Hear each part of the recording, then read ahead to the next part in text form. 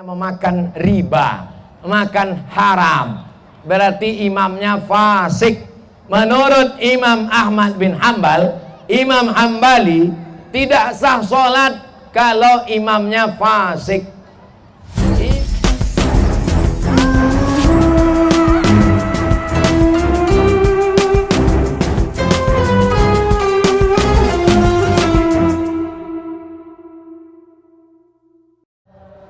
Ustaz Somad, apakah zakat hanya dibagikan kepada asnaf saja?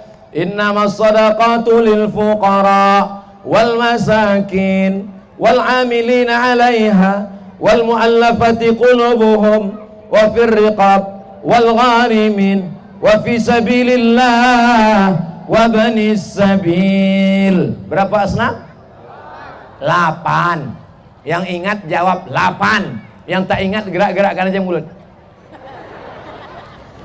8. Apakah uang zakat yang dikumpulkan oleh badan amil zakat boleh dijadikan sebagai baitul mal dan dibagikan kepada selain asnaf menurut Al-Quran? Dibagikannya kepada yang bukan asnaf berarti dia sudah memandai-mandai membuat-buat hukum. Man ahdatsa, siapa yang membuat-buat hukum yang tidak ditetapkan Allah, tidak ditetapkan Rasulullah, tidak berdasarkan ijtihad ulama mazhab.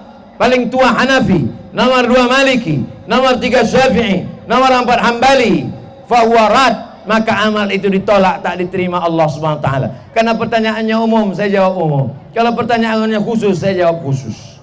3. Mohon pencerahan, apa itu sebenarnya baitul mal? Dari mana saja sumber baitul mal? Baitul mal sumbernya ada 7. Zakat, wakaf, infak, sedekah, wasiat, hibah, ghanimah. Untuk tempat sholat namanya baitullah, untuk tempat harta namanya baitul mal. Kalau mau investasi dari infak, sedekah. Tapi kalau zakat maka mesti dia habiskan karena itu milik 8 asnaf. Maka kalau kita buat baitul mal, jelas pemasukannya. Zakat berapa, wakaf berapa, infak berapa, sedekah berapa, wasiat berapa, hibah berapa. Ghanimah harta rampasan perang tak ada lagi karena kita tidak perang. Assalamualaikum Ustaz. Waalaikumsalam. Apa hukumnya kita bertetangga berimam sholat kepada orang yang nyata-nyata kelakuannya memakan riba, makan haram, berarti imamnya fasik. Menurut Imam Ahmad bin Hambal, Imam Hambali, tidak sah sholat kalau imamnya fasik. Imamnya jelas-jelas buat dosa, pacaran, curang timbangan, penipu pembohong. Berimam kita ke dia. Menurut mazhab Hambali, berjamaahnya tidak sah karena Imam Hambali ketat. Tapi dalam mazhab Syafi'i, sholat makmumnya sah. Yang berdosa itu imamnya. Jadi kalau saya musafir dalam perjalanan ke Rokan Hulu, masuk suara azan, saya pun sholat, saya tak perlu tanya imam ini fasik apa tidak. Assalamualaikum Pak Imam, imam fasik apa tidak? Yang penting saya sholat aja. Setelah sholat dibisikkan sama jamaah, Ustadz, itu imam itu tadi fasik, dosanya untuk dia, pahala berjamaah saya untuk saya. 2. Apa hukumnya kita diundang oleh keluarga pemakan riba? Kita disuguhkan makanan. Apakah hukumnya? La'anallahu akilar riba. Allah melaknat orang yang makan riba. Wa mukilahu, mewakilkan transaksi riba, dikasih makan riba. Wa katibahu, pegawai pencatatnya. Wa syahidaihi, 2 orang yang jadi saksi. Kulluhum sawa, semuanya sama. Ustaz Somad itu ngomongannya riba. Buktinya dia kalau ceramah di bank konvensional, dia ceramah, diundang mau datang. Saya kalau diundang ke bank konvensional, saya ceramah, tapi honornya tak saya ambil. Saya bagikan ke fakir miskin dan duafa. Sebab apa? Sebab pitinya kete. Kalau dikasihnya air minum, tidak saya minum. Dikasihnya kue kotak, tak saya makan. Habis ceramah di bank konvensional, saya jelaskan ini haram, ini riba. Biasanya wal awwalu wal akhiru. Itulah undangan pertama dan terakhir, dan tidak diundang lagi. Sebab tidak bisa menyenangkan hati jamaah. Dikasih kue kotak, saya bawa pulang. Sampai di lampu merah, saya bagikan ke fakir miskin, anak-anak tak mampu. Tak pernah saya makan. Boleh? Apakah amal ibadah orang pemakan riba itu diterima Allah? Innallaha thayyibun. Allah maha suci. La yaqbalu illa thayyiban. Allah tidak menerima kecuali yang suci-suci saja. Thayyib artinya suci. Sampai di tempat awak thayyib enggak pulang-pulang. Kulu, makanlah min thayyibat, yang baik-baik. Kulu, makanlah min thayyibat, yang baik-baik. Memang beda kalau tenda ini warna biru, agak sejuk Pak Ahmad. Saya atas nama kaum ibu minta jelaskan hadis yang menyatakan suara perempuan itu adalah aurat. Saya ini termasuk orang yang hobi seni, terutama seni baca Quran, barzanji, masih juga nyanyi-nyanyi religi. Kami ingin penjelasan suara. Sautul mar'ah auratun, suara perempuan aurat, bukan hadis Nabi. Itu fatwa ulama. Suara perempuan aurat. Dalilnya ayat Quran. La takhadha'na bil qaul. Jangan kalian perempuan bersuara mendayu-dayu, lemah gemulai. Kenapa tak boleh? Yatma'alladzi fi qalbihi marad. Ada laki-laki yang otaknya sakit, lalu mendengar suara perempuan, dia jadi error. Jadi yang tak boleh itu suara mendayu-dayu. Tapi kalau perempuan mengaji, a'udzubillahi minasyaitonir rajim, tolong angkat tangan yang bernafsu.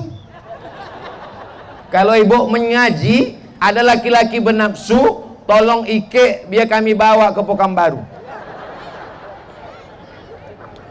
Al jannatu wa na'imuha sa'dul liman yusalli wa yusallim wa yubarik.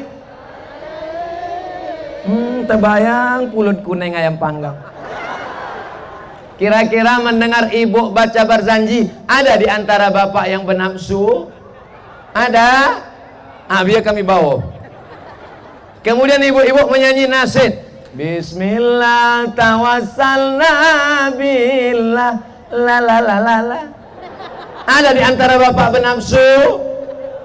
Tapi kalau suara, makanya kalau ada ibu nerima telepon salah sambung, jangan bersuara mendayu-dayu. Assalamualaikum. Waalaikumsalam. Ini di mana ya? Usau. Tegas, jangan mendayu-dayu. Assalamualaikum. Waalaikumsalam.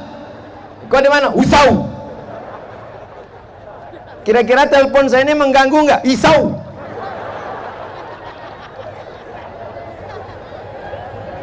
Tidak boleh bersuara mendayu-dayu, mendesah-desah. Boleh? Baca Quran boleh? Barzanji boleh? Lagu nasyid boleh? Hidup ini bagai lampu dinding yang dinyalakan di malam hari. Apabila minyak sudahlah kering, lampu pun akan padam sendiri. Kira-kira kalau ibu menyanyi itu bapak ingat mati atau ingat bini muda? Kalau sampai bapak bernafsu mendengar, lalu kemudian ibu nyanyikan nanti pas peresmian masjid satu lagi, nanti ibu nyanyikan, janganlah mau disanjung-sanjung engkau di. Kira-kira mendengar lagu itu bapak ingat mati apa ingat nafsu? Ingat mati. Tolong lagu itu dinyanyikan nanti pas peresmian masjid setelah pejabat mengasih bantuan. Kalau sebelum jangan. Nah, kalau sebelum dinyanyikan itu tersinggung dia. Kecuali Pak Ahmad. Pak Ahmad ini tak ada tersinggung.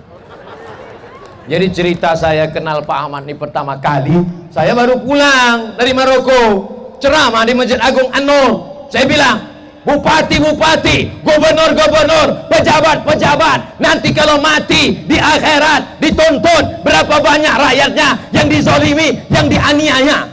Tiba-tiba toganya balik. Datang kepala dinas PU.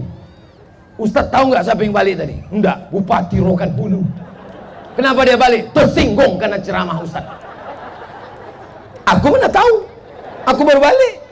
Bukan aku tahu dia bupati. Akhirnya cerita pun selesai. Tiba-tiba suatu hari masuk telepon. Assalamualaikum. Waalaikumsalam. Betul nih Ustaz Abdul Somad? Betul. Saya Bupati Rokan Hulu. Hah, ikonya. Oh, Bupati Rokan Hulu ya Pak? Iya. Ada apa Pak? Bisa Ustaz ceramah ke Islamic Center. Ternyata dia tak tersinggung. Itulah dia bawa saya pertama kali di Islamic Center Pasir Pangarayan tahun 2010. 6 tahun saya ceramah di Rohul tiap hari Rabu 2010 sampai 2016. Berganti bupati, nama saya pun kena coret. Sudah betul. Saya tak dendam, ingat aja sedikit. Ala hazihin niyah, untuk niat baik-baik. Mudah-mudahan kita semua sebelum mati bisa bangun masjid. Mudah-mudahan tanah kita yang luas kita bangunkan pesantren. Mudah-mudahan suami ibu, suami yang soleh, tidak dilarikan pelakor. Mudah-mudahan anak-anak ibu soleh, soleha, penghafal Quran, mujahid fisabilillah. Kita doakan ustaz-ustaz, ulama-ulama kita supaya senantiasa dalam ridha Allah.